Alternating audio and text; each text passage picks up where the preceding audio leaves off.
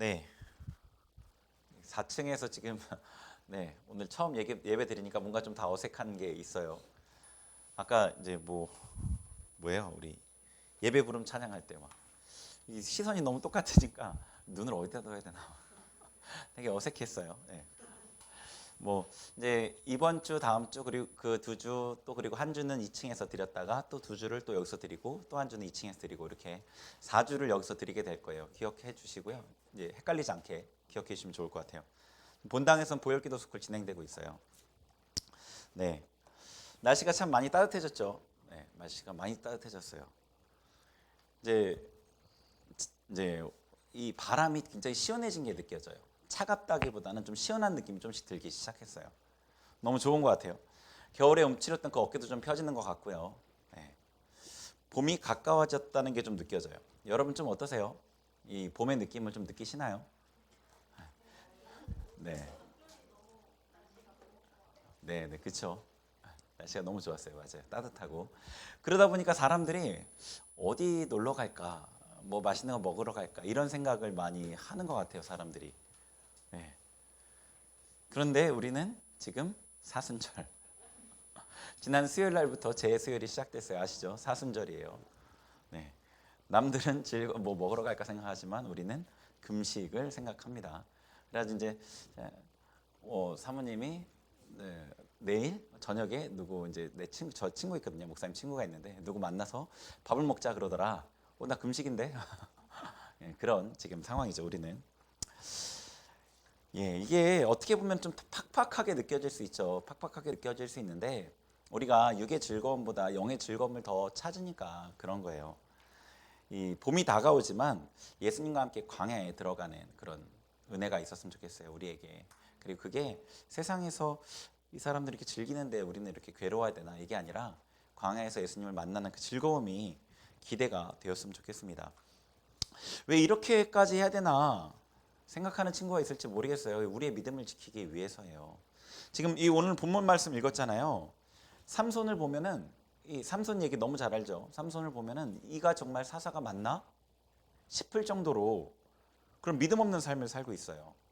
자기 신앙이 어떤 수준인지도 모르고 사명도 잊고 그렇게 살아가요. 그 가장 중요한 이유 중에 하나는 삼손이 살던 그 시대에 이스라엘이 너무 타락해 있었기 때문이에요. 그러니까 지금 타락한 이 한국 교회 이 현실을 살아가는 우리가 만약에 우리의 믿음을 잘 지켜내지 못한다면 삼손과 같이 자기의 사명도 있고 자기가 믿음이 어떤 모습인지도 모르고 살아갈 수가 있는 거예요. 그래서 우리가 이 사순절 때 금식을 하는 거예요. 믿음을 지키기 위해서. 이 본문을 통해서 두 가지 정도를 같이 살펴보고자 하는데 하나는 하나님께서 이스라엘의 구원자라는 것을 볼 거고요. 두 번째는 우리의 신앙을 성경의 기준으로 살펴봐야 된다는 것을 볼 거예요. 두 가지를. 이 타락한 시대에 우리의 믿음을 지키기 위해서 두 가지 우리에게 필요한 것이거든요. 먼저 읽었던 말씀을 내용을 간단히 정리해 볼게요. 여러분 읽었으니까 대충 아시겠지만 내용 간단히 정리하자면 이래요. 삼손이 이 블레셋 이방 민족의 여인을 보고 마음에 들어했어요. 그 여인의 뭐가 마음에 들었는지는 안 써 있지만 아마 예뻤겠죠. 네, 예뻤겠죠. 그래가지고 이제 마음에 들어서 그 여인과 결혼을 하고 싶어서 부모님께 말씀을 드려요. 근데 부모님이 이방 여인이라 안 된다. 삼손은 제가 결혼하고 싶습니다. 제가 원합니다라고 했고 그렇게 우겨서 블레셋 지역에 내려가죠. 그 내려가는 길에 사자를 만나고 삼손이 그 사자를 하나님의 능력으로 찢어 죽여요. 그리고 여인을 만나고 기뻐해서 올라와요. 이제 선을 본 거죠. 쉽게 얘기해. 선을 받고. 그리고 나서 그 다음에 결혼하기 위해 또 내려가는데 가던 길에 사자의 시체에 벌떼가 있고 벌꿀이 있는 것을 봐요. 그리고 그 꿀을 떠먹어요. 그 꿀을 가져가서 부모님에게도 먹게 해요. 꿀이 귀한 음식이니까 그랬겠죠. 그리고 블레셋 그 지역에 가서 그 여인을 만나고 결혼을 하려고 만납니다. 그런데 이제 블레셋 남자 젊은 남자 30명을 초청해서 같이 잔치를 베풀고 그 남자들에게 삼손이 수수께끼를 냅니다. 그 수수께끼는 자기가 죽였던 사자와 꿀과 관련된 그 수수께끼였어요. 근데 그 수수께끼는 삼손 말고는 아무도 맞출 수 없는 그런 내용이에요. 그래서 이 사람들이 맞추지 못하니까 내기에서 져서 자기들의 귀한 재산을 잃어버릴 위험에 처하니까 이 삼손의 아내 될 여자를 협박해요. 너네 집을 다 불태워버리겠다. 빨리 이 답을 나한테 알려달라. 그래서 여인이 삼손을 막 쪼르라서 결국에 답을 알아냅니다. 그리고 블레셋 젊은 남자들이 삼손에게 그 답을 말하고 내기에서 이기죠. 삼손은 화가 나서 블레셋 다른 지역인 아스글론이라는 지역에 가서 사람을 30명을 죽이고 그들에게서 탈취한 옷으로 내기값을 지불하고 화가 나서 떠나버려요. 이게 14장 전체 내용이에요. 어떻게 보면은 좀 이 몇 가지 에피소드가 여기에 기록되어 있죠. 몇 가지 에피소드가 이 본문의 내용을 통해서 두 가지 메시지를 본다고 했잖아요. 먼저 첫 번째, 하나님은 이스라엘의 구원자이시라는 걸 여기서 볼 수 있어요. 자, 본문의 13장 25절 한번 성경책 한번 봐보세요. 25절 한번 다시 읽어보죠. 13장 25절 같이 읽겠습니다. 시작. 소라와 에스다올 사이 마하네단에서 여호와의 영이 그를 움직이기 시작하셨더라. 아멘. 자, 삼손은 하나님께서 이 삼손의 어머니에게 이 수태고지, 너가 아들을 낳을 거다라는 그 말씀을 듣고 태어났고, 태어날 때부터 나실인 구별된 사람으로 살도록 결정되었죠. 그리고 삼손이 자랐어요. 그랬더니 어느 시점에, 정확하게 삼손이 몇 살 때인지는 모르겠지만 청년이 되었을 쯤에 한 20대 초반쯤이 아니었을까, 혹은 10대 후반이었을 수도 있겠고요. 이 삼손이 굉장히 정욕적으로 움직이는 걸 보면 적어도 30대 이상의 원숙한 나이는 아니에요. 10대 후반에서 20대, 그러니까 고등학교 3학년, 2학년 혹은 대학교 1학년, 2학년 막 혈기왕성한 나이였던 게 분명해요. 삼손의 행동을 보면. 그 나이쯤이 되었을 때 하나님의 영이 이제 그에게 움직이기 시작했어요. 이거는 좀 더 직역하면 어떤 의미냐면, 하나님의 영이 삼손을 움직이도록 강제하기 시작했다는 뜻이에요. 하나님의 영이 삼손을 움직이기로 강제하기 시작했다.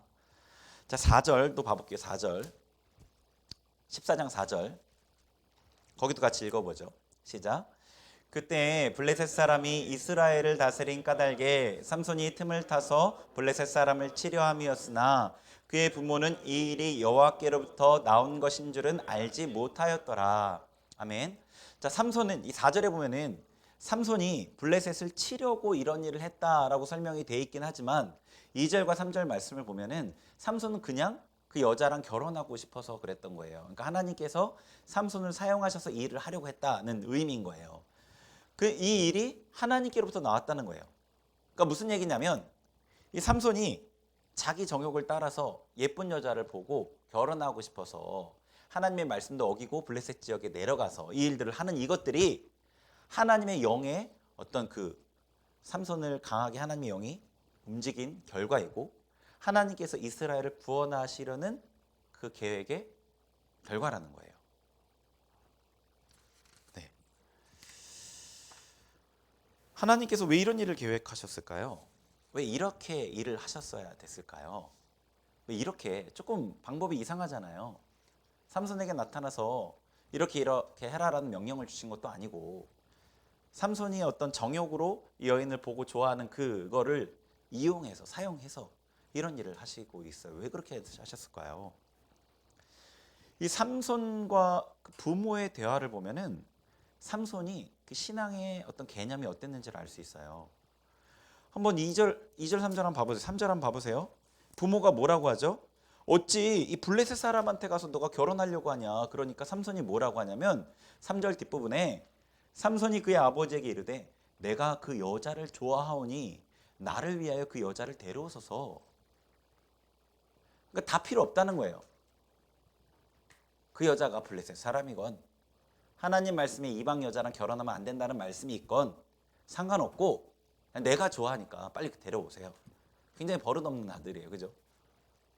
그러니까 삼손은 하나님의 말씀에 순종한다는 이 개념이 없었어요. 삼손에게는 그 개념이 없었어요. 뒤에 나오는 내용들도 보면 너무나 명확해지죠. 실제로 이 기드온 사사 이후에, 우리가 사사기를 계속 보고 있잖아요. 기드온 사사 이후의 사사들은 하나님의 명령을 받고 이스라엘을 구원한 기록이 없어요.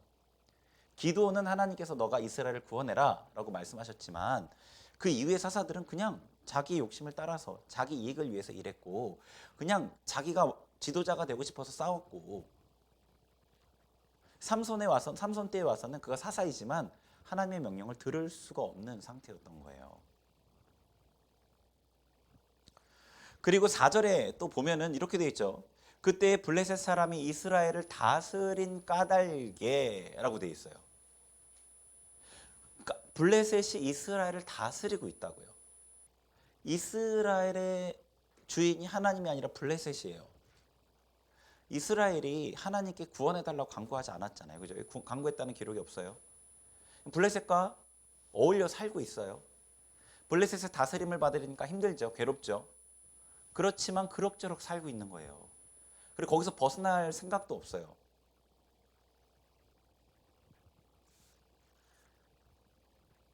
그들의 통치를 벗어나기 위해 싸우지도 않고 하나님께 간청하지도 않았기 때문에 하나님께서 이 블레셋과 이스라엘의 그 연합을 깨트리기 위해서 이 일들을 계획하신 거예요. 사사는 하나님의 말씀을 들을 수가 없어요. 들을 기회가 없어요. 들을 마음도 없어요. 이스라엘은 블레셋에서 벗어나고 싶은 마음이 없어요. 그래서 하나님이 이렇게 하신 거라고요. 하나님께서 하나님의 말을 듣지 않는 이 삼손을 사용해서 그리고 블레셋과 연합한 이스라엘을 블레셋에게서 떼어놓으려고 이 일을 계획하신 거라고요. 이스라엘도 삼손도 삼손의 부모도 하나님께서 이 일들을 하시는 것을 알지 못했어요. 그런데 하나님은 이스라엘을 구원하시려는 거예요. 왜이죠? 여러분은 그렇게 하고 싶어요? 저 사람을 내가 도와주는 거로 고마워하지도 않고 원하지도 않고 알지도 못하는 사람을 도와주고 싶어요? 네. 하나님께서 왜 그들을 구원하시려고 하는 걸까요? 하나님은 이스라엘의 구원자이시기 때문이에요. 하나님이 이스라엘의 구원자이시기 때문이에요. 이스라엘이 하나님을 찾든 찾지 않든, 이스라엘이 하나님께 구원을 간구하든 간구하지 않든 하나님은 이스라엘의 구원자이시라고요.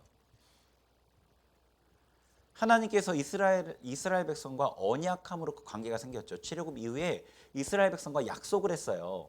너희가 이스라엘 백성 너희가 내 말을 잘 들으면 너희는 내 백성이 되고 나는 너희 하나님이 되겠다. 나는 너희 하나님이 되어서 너희를 보호하고 인도하고 너희를 거룩한 백성으로 삼으시고 세상 모든 민족이 뛰어나게 해주시겠다라는 그 언약을 맺었단 말이에요. 약속을 맺었어요. 쌍방간에 계약을 한 거예요. 근데 이스라엘 백성이 일방적으로 그 계약을 깨뜨렸죠. 하나님을 섬기지 않고 말씀을 순종하지 않고 우상을 섬기고 이스라엘 백성은 언약을 깨뜨렸어요. 근데 하나님은 그 언약을 아직도 지키고 계시는 거예요.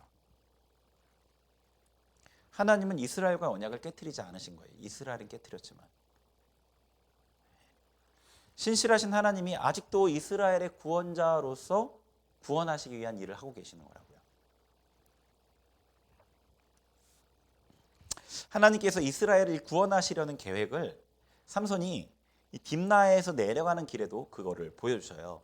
삼손이 딥나로 내려가는 그 여자를 만나러 내려가는 길에 사자를 만나서 죽이는 그 사건이 있었잖아요. 그죠?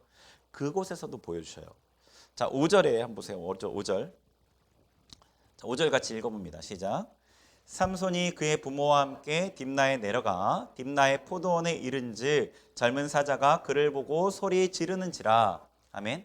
자, 삼손이 딥나에 내려가요. 그 여자를 만나러. 근데 갑자기 어린 사자, 젊은 사자, 힘 있는 그 사자가 갑자기 삼손에게 포효를 해요. 막 소리를 지르면서 공격을 하는 거예요. 달려드는 거죠. 그랬더니 6절에 여호와의 영이 삼손에게 강하게 임해서 하나님의 능력으로 사자를 염소 새끼를 찢는 것 같이 찢었어요. 생각해 보세요. 염소 새끼, 여기 있는 남자 형제들 중에 염소 새끼 찢을 수 있는 사람. 염소 새끼 어떻게 찢어? 돼지고기도 못 찢어요. 돼지고기도 이게 안 찢어져 잘, 가위로 안 자르면. 근데 염소 새끼를 어떻게 찢어? 그러니까 삼손이 그 힘이 셌던 거죠. 염소 새끼 정도는 찢을 수 있었어요. 그런데 사자는 찢을 수 없는 거예요. 젊은 사자는. 하나님의 영이 강하게 임해서 그 사자를 찢은 거예요. 이게 뭘 의미하죠? 사자는 블레셋이죠. 삼손이 하나님의 능력으로 블레셋을 찢는 거예요. 그래서 블레셋으로부터 이스라엘을 구원하기 시작한다는 그 예표를 보여주시는 거예요. 자, 그 다음에 삼손이 딥나에 갔다가 올라왔다가 다시 이제 결혼하기 위해서 딥나를 내려갈 때 어떤 걸 봤죠? 8절 같이 읽어볼게요. 8절 시작. 얼마 후에 삼손이 그 여자를 맞이하려고 다시 가다가 돌이켜 그 사자의 주검을 본즉 사자의 몸에 벌떼와 꿀이 있는지라. 아멘. 사자의 그 시체에 이상하게 벌떼하고 꿀이 있어요. 시체에다가 벌들이 집을 짓는지는 모르겠어요, 잘. 근데 어쨌거나 사자의 시체에 벌떼와 꿀이 생겼어요. 근데 여기서 좀 의미가 있는 부분이 벌떼라고 되어 있는 이 떼라는 글자가 우리 한글 성경에는 구분이 안 가는데 원어 성경에는 이 떼라는 글자가 약간 다른 어떤 이곳에 쓰이기 적절하지 않은 단어가 쓰였어요. 그러니까 이 보통 벌레들의 떼를 뜻할 때에는 히브리어에 세레취라는 단어를 사용하는데 여기서는 예다흐라는 단어를 썼어요. 예다흐. 그러니까 이거는 성도들의 회중, 믿음의 공동체를 뜻하는 그 단어가 여기 쓰였다. 굉장히 어울리지 않는 단어가 쓰였어요. 그러니까 무슨 얘기냐면은 블레셋이 찢어져서 죽고 나서는 그곳에서 이스라엘 공동체가 세워지고 이스라엘 공동체는 하나님 앞에 꿀과 같이 하나님의 마음을 달게 하는 사람들이 될 거라는 그런 예표인 거예요. 그러니까 하나님께서는 이 삼손에게 그 영이 임하셔서 사자를 찢는 이 모습을 통해서 하나님의 계획을 보여주고 계신다고요. 그걸 예언하시고 성취하시는 거예요. 삼손이 블레셋을 공격하고 나서 이스라엘이 완전히 회복되진 못했지만 다윗 때에 가서는 블레셋을 완전히 정복하고 이스라엘 백성들은 하나님께 완전히 순종하는 정말 하나님의 기쁨이 되는 공동체로 바뀌게 되잖아요. 이 예언이 성취된 거죠. 네. 이렇게 하나님께서 이스라엘 구원하려는 계획을 보여주시죠.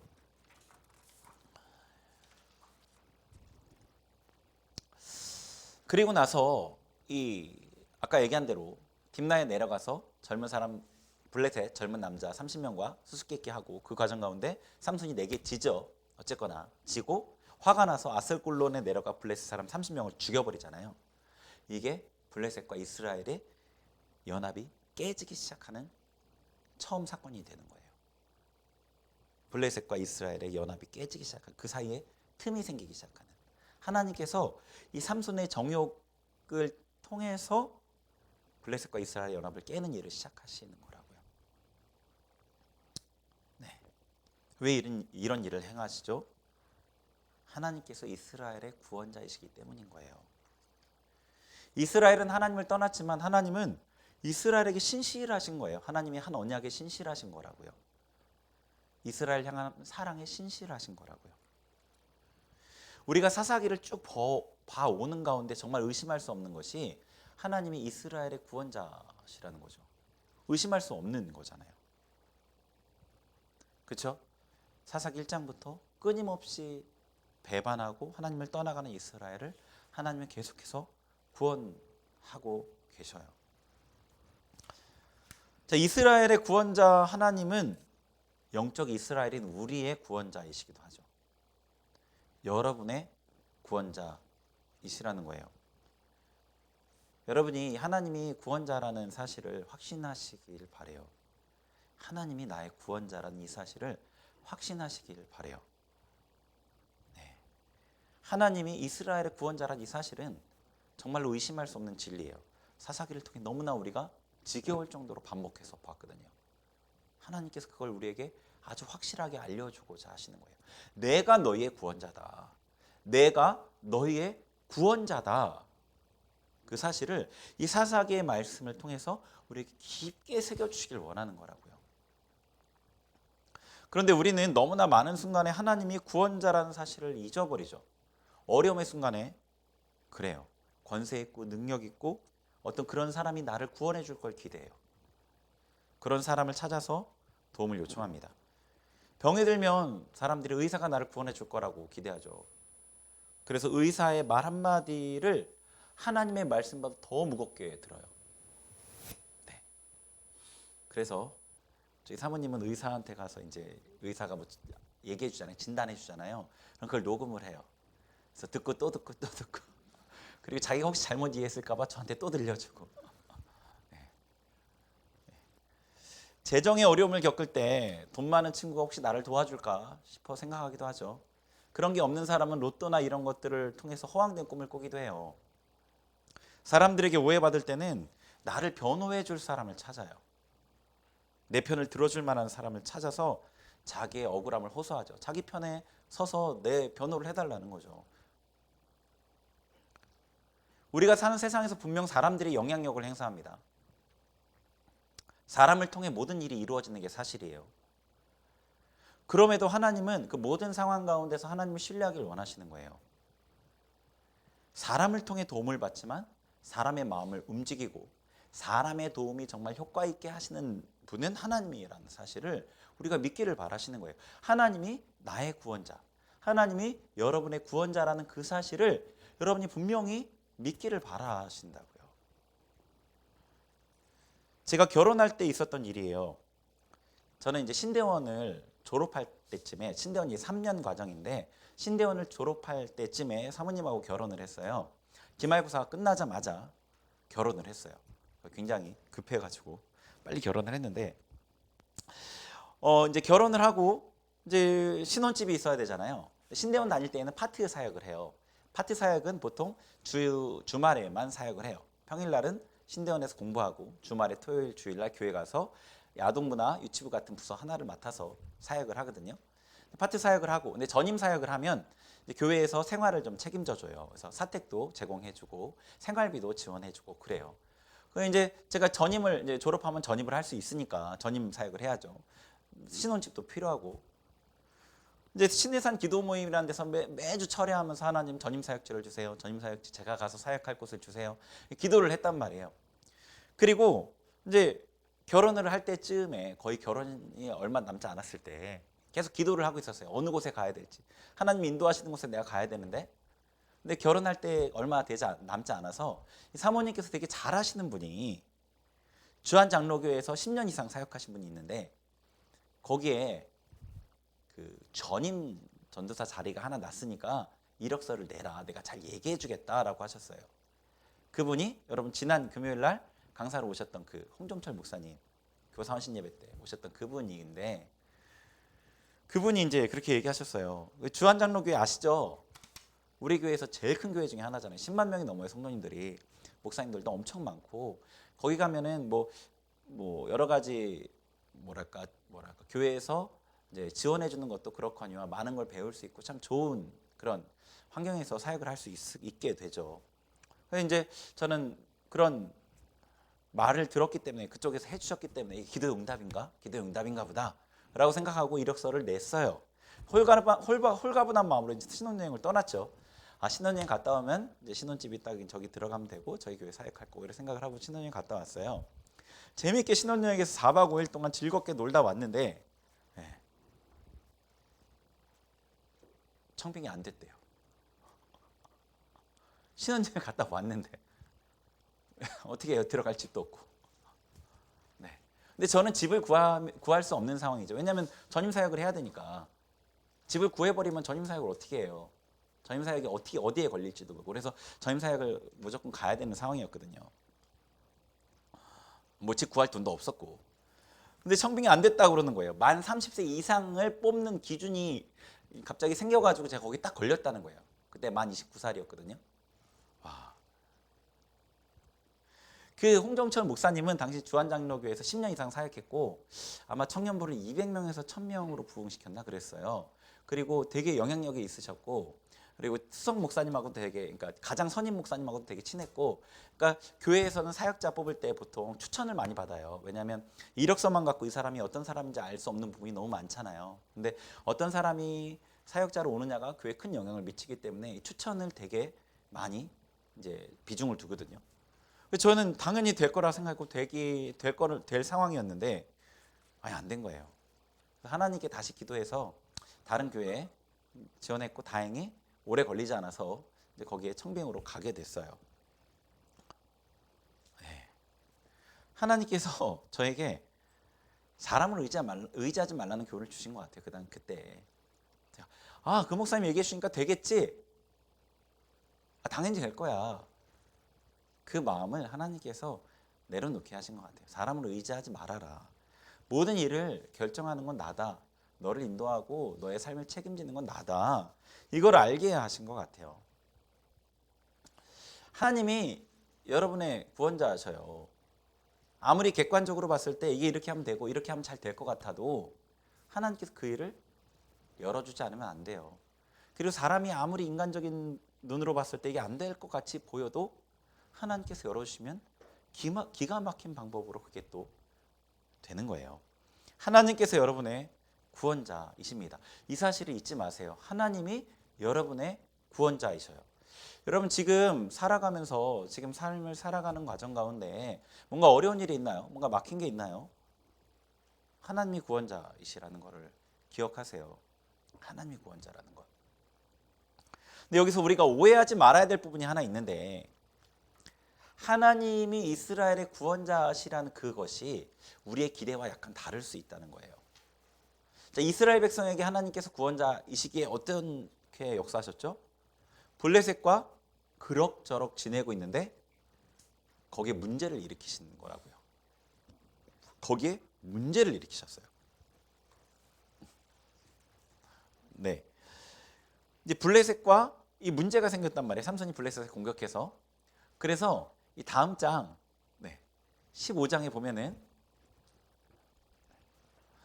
15장에 보면은 유다 사람들이 삼손에게 왜 이런 일을 했냐고 따집니다. 삼손에게 왜 이런 일을 했냐.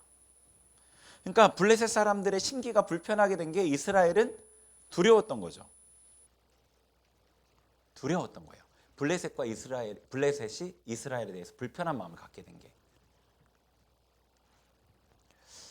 네, 어쩌면은 하나님이 여러분의 구원자이시기 때문에 여러분의 삶에 문제가 생길 수도 있다는 거예요. 어떨 경우에는 모든 상황이 그렇지는 않지만 우리가 세상에서 세상과 짝하고 평화롭게 지내는 그것이 우리가 하나님께 가까이 나아가게 하지 못하는 이유일 때에는 문제를 허락하실 수 있다는 거죠. 우리 지난번에 욥기 봤었죠. 욥기에서 욥이 왜 공경을 당했죠? 욥이 공경을 당한 이유는 그가 자기의 외적인 완전한 행위 때문에 하나님보다 자신이 의롭다고 여겼기 때문이었어요. 자신이 의롭다고 생각했기 때문이었어요. 하나님보다 자신이.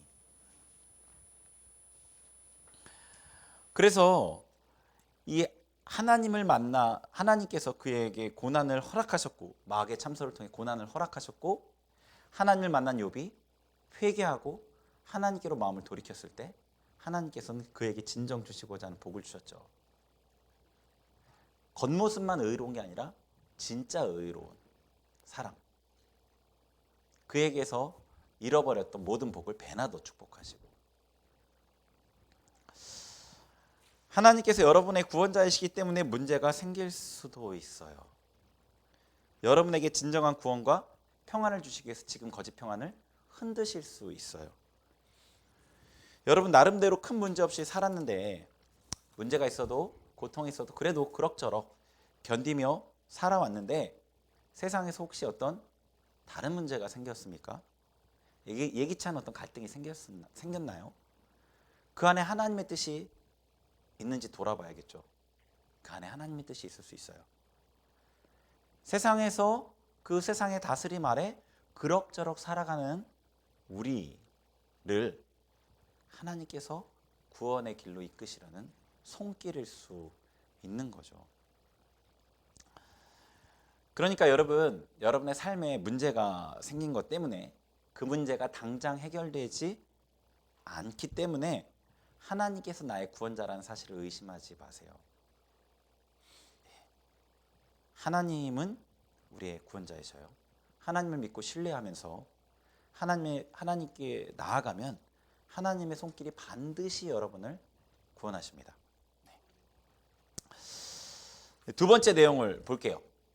우리의 신앙을 성경을 기준으로 점검해 봐야 한다는 거예요. 우리의 신앙은 성경의 기준으로 점검해야 된다는 거예요.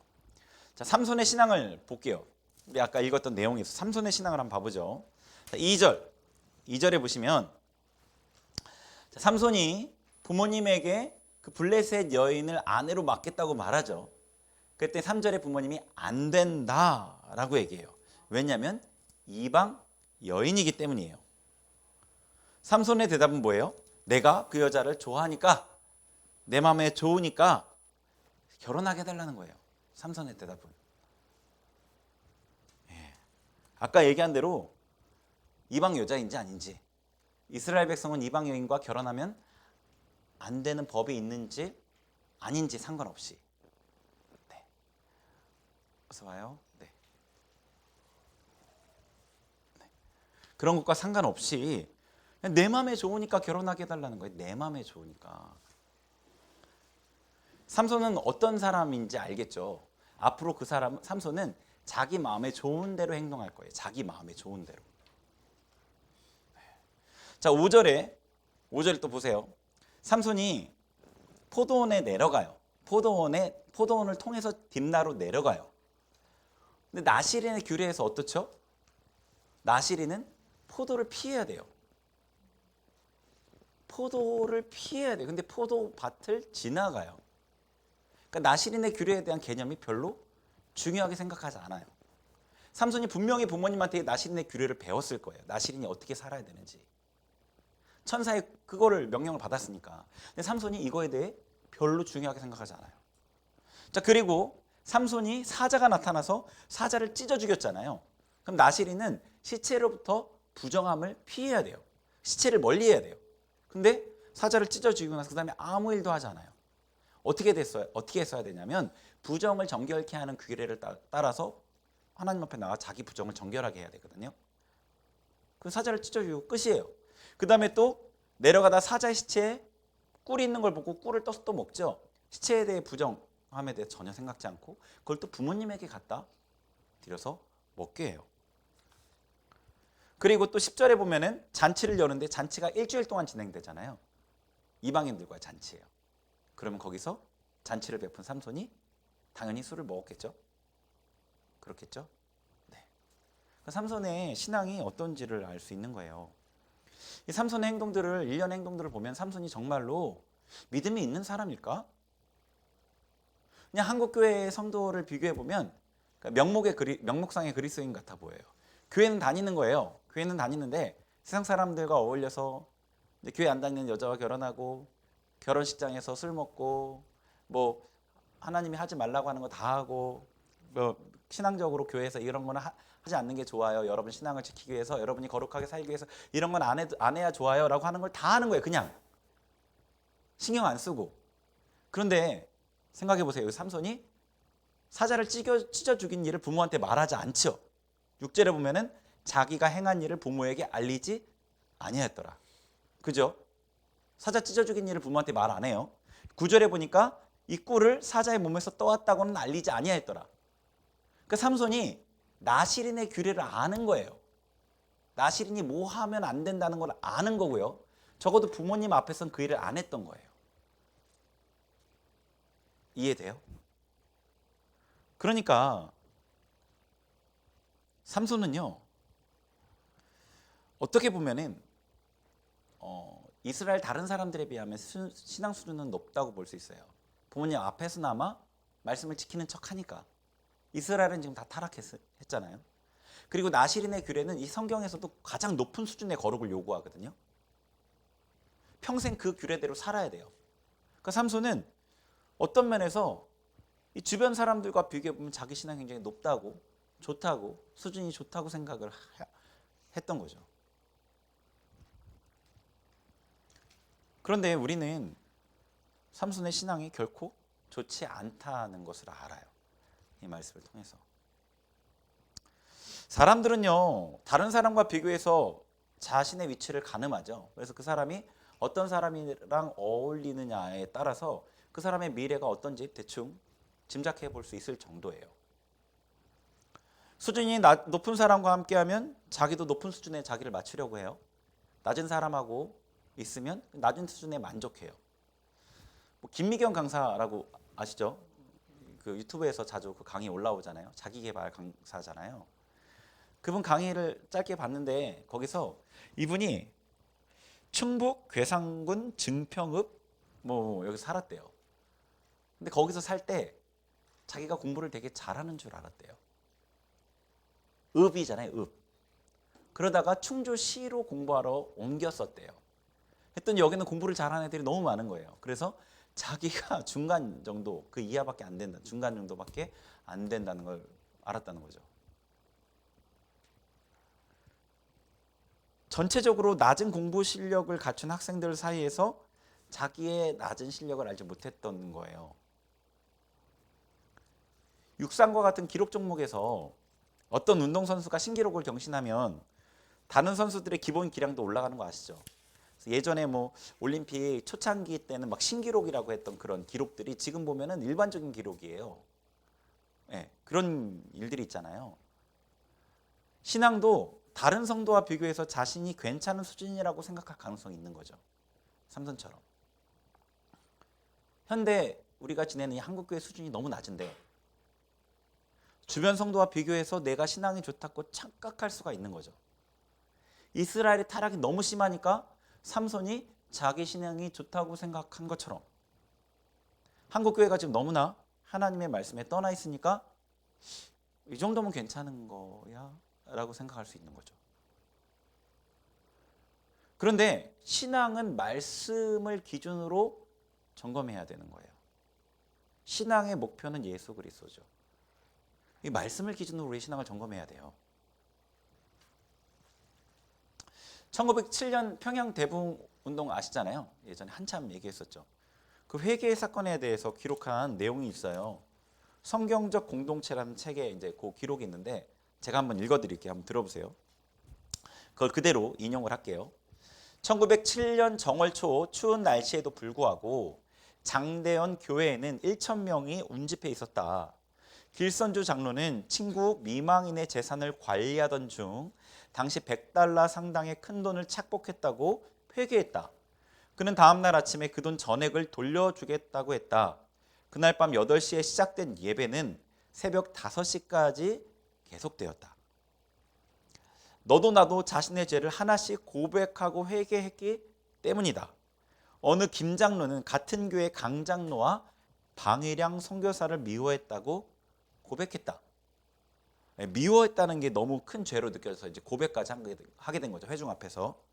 어떤 요리사는 주인을 속여 재산을 갈취했다고 했고 어떤 교사는 선교의 부탁을 받아 대지를 구입해 주면서 중간에 선교사를 속여 $80 비용을 $500로 청구해 나머지 돈을 착복했다고 했다. 평소 착실한 성도라고 평가받던 사람도 자선기금 일부를 착복한 사실과 간음죄를 고백했다. 그날 이후 여기저기서 심지어 길거리에서도 서로 죄를 고백하고 용서를 구하고 배상할 것은 배상하는 등 교회는 물론 사회적 대변화가 일어났다. 그 당시 일을 기록한 거거든요. 1907년에 우리나라는요 절대적으로 가난했죠. 절대적으로 가난했고 이 어떤 이 가난이라는 것은 생존과 직결되어 있는 부분이었어요. 이제 이 돈이 없으면 죽었어요 그때는. 지금은 우리가 돈이 없으면 좋은 옷을 못 사고 돈이 없으면 좀 불편하게 지내는 정도잖아요. 지금 돈 없어서 죽는 분들이 물론 이제 자살한 경우가 TV에 나오긴 하지만 안타까운 사실이 있긴 하지만 이제 나라에서 복지를 어느 정도 해주기 때문에 못 먹어서 죽는 경우는 진짜 거의 찾아보기 힘들 상황이 됐죠 우리나라. 근데 이 당시에는 절대적인 빈곤이었어요. 못 먹어 죽는 거예요 돈을 못 벌면. 정치적으로는 일본의 앞자리에 있었죠. 이 너무나 어려운 상황 가운데에서 많은 사람에게 부도덕이 굉장히 일반적이었거든요. 교회를 다니고 말씀을 들으면서도 이 옆에 사람과 비교하면서 내가 괜찮다라고 생각했던 거죠. 근데 이 사람들에게 하나님의 그 빛이 딱 비추어지니까 그동안은 괜찮다고 생각했던 그 행동들이 엄청난 죄로 깨달아지게 된 거예요. 내 신앙이 그럭저럭 괜찮다고 생각했는데 이게 진짜 하나님의 심판 앞에 내가 죽을 수 있겠다는 어떤 긴박감과 두려움 가운데 이 죄를 공개 고백할 수밖에 없는 지경에 이른 거예요. 생각해 보세요. 여러분이 자기의 죄를 이 앞에 나와서 얘기한다는 게 얼마나 싫은 일이에요. 얼마나 피하고 싶은 일이에요. 그냥 혼자 회개하고 싶지. 이 사람들이 이렇게까지 했다는 거는 그들이 자기가 그동안 아무렇지도 않게 생각했던 그 행동이 엄청난 죄로 엄청난 이 하나님 앞에 심판을 받을 무서운 죄로 인식되었다는 거거든요. 네, 이게 1907년대 사람들은 순수해서 그러냐? 그런 게 아니에요. 하나님의 빛이 비춰졌기 때문이에요. 유튜브에서 에즈버리 대학 부흥 운동 이런 거 영상 본 친구 있는지 모르겠어요. 에즈버리 대학에서 수요 채플 때 이제 끝나고 목사님이 이제 말씀을 끝나고 이제 메시지는 좀 하나님의 사랑을 뭐 강구하라 그런 내용이었던 것 같아요. 그러면서 내려가셨는데 이제 기도를 하는데 회개 기도가 시작되고 그게 12일인가 끊이지 않고 24시간 계속 기도하고 사람들이 회개하고 죄를 고백하고 그런 부흥이 일어났다고 유튜브에 실시간으로 라이브로 막 생중계해주고 사람들이 미국에서 전역에서 막 찾아오고 그러다가 대학에서 더 이상은 이 공간을 내줄 수 없다라고 해서 이제 중단해야 된다라고 해서 중단한 걸로 제가 알고 있거든요. 12일 동안 그 공간을 계속 점유하고 있었으니까. 근데 거기서 이제 에즈버리 대학 부흥에 대한 어떤 이제 얘기, 증언 그런 것들을 봤는데 이 학생들이 자기의 죄를 막 고백했다는 거예요. 자기의 어떤 음란한 죄, 그런 정말 수치스러운 죄, 저런 죄를 얘기해도 되나? 어떻게 하려고 하지? 그런 생각이 들 만한 죄들도 다 고백했다는 거죠. 거기서. 그러면서 어떤 불쌍하게 여기고 용납해주고 회개하는 그런 것들이 계속 이어졌다는 거예요. 그러니까 그 1907년도에만 있는 일이 아니고 하나님의 어떤 빛이 비추어지면 하나님 앞에 죄가 낱낱이 드러나면 사람으로서 그렇게 반응할 수밖에 없는 거죠.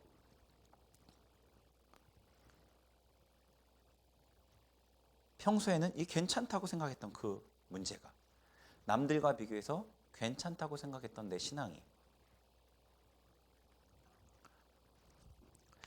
블레셋 여인과 결혼하고 자기를 위해 하나님의 능력을 사용하고 나실인의 규례를 어기는 삼손의 모든 행동이 당시 이스라엘의 상황에서는 문제가 아니었어요. 부모님께 안 보이면 되는 거고 그냥 내 마음에 좋으면 그만이었어요. 아무도 삼손을 비난하지 않았습니다. 모든 사람이 하나님의 말씀을 떠났으니까. 여러분 신앙은 어떤가요? 여러분 신앙은 어떠세요? 주변에 다른 누구보다 나은 것에 만족하시나요? 목사님이나 다른 성도에게 안 보이면 된다고 생각하시나요? 내 마음에 좋으면 될까요? 주변 사람들의 기준에서 벗어나지 않으면 되나요? 직장에서 나의 행동을 떠올려 보세요. 학교에서 나의 행동을 떠올려 보세요. 일할 때 선택의 순간에 무엇을 고민하셔요? 무엇을 기준으로 선택하세요? 사람들을 만날 때 행동은 어떤가요? 혼자 있을 때 나의 모습은 또 어떤가요? 하나님은 우리를 피로 값주고 사셨어요. 우리 삶 전체가 다 하나님 거라는 거예요. 그리고 여러분은 하나님의 그 은혜에 반응해서 하나님께 내 삶을 드렸어요. 예수님이 나의 주님이십니다. 내 삶을 하나님께 드립니다라고 다 고백한 적이 있으실 거예요. 그 말은 우리가 나실인이라는 뜻이에요. 하나님께 구별된 자, 나실인이라는 뜻이라고요. 나실인으로서 우리는 세상과 완전히 다르게 구별되어서 살아가야 될 의무가 있습니다. 삼손이 나실인이었지만 이스라엘의 타락 가운데 자신이 어떻게 살아야 하는지를 잊어버렸죠. 삼손과 같아서는 안 돼요. 다른 사람과 비교하면서 자신의 신앙에 만족한다면 삼손과 같이 될 거예요. 여러분 자기 신앙을 성경의 기준으로 점검해야 합니다. 믿음에 대해서, 사랑에 대해서, 용서에 대해서, 기도에 대해서, 말씀에 대해서, 예배에 대해서, 봉사에 대해서, 거룩에 대해서 모든 신앙의 영역에 대해서 하나님의 말씀의 기준으로 점검해야 돼요. 내가 지금 예배는 제대로 드리고 있는 것인가? 내가 기도는 제대로 하고 있는 것인가? 내가 헌신한다고 하고 봉사한다고 하는데 이게 정말 하나님께 받아들여질 만한 것인가? 내가 믿음이 있다고 하는데 내 믿음이 정말 성경에서 말하는 진짜 믿음인가 가짜 믿음인가? 내가 사랑으로 행한다고 하는데 이 사랑이 인간적인 사랑인가 정말 하나님께 받은 그 사랑인가 생각해 봐야 하는 거예요. 하나님의 말씀의 기준으로.